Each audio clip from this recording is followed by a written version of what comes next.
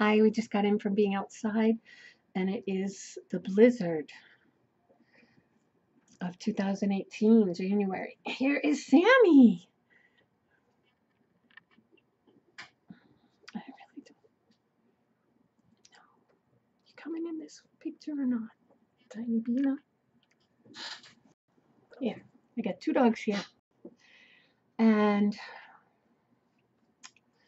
so it's very windy out, and thank God I put on some chapstick before I went out.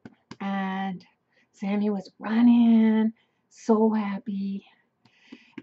They hadn't, they had this tiny, tiny little plow, and they plowed the sidewalk, but they hadn't put down any salt yet, or any of that artificial salt melt, which really burns the dog's little feet.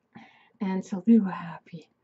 They were happy because the snow was just enough snow on there still to cover the salt from the last time.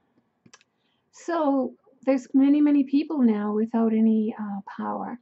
About 1,200 have been reported so far with no electricity. Can you imagine? They need to have food, use their stove, have heat, have hot shower, and lights. And you know what? It's supposed to be really, really plunging, the weather. The temperatures tonight are supposed to plunge. It's supposed to be below 0 tomorrow. So let's just really, I'm asking for people to pray for people to be able to get their lights back on, their electricity back on. And so everybody stay off the roads. Tomorrow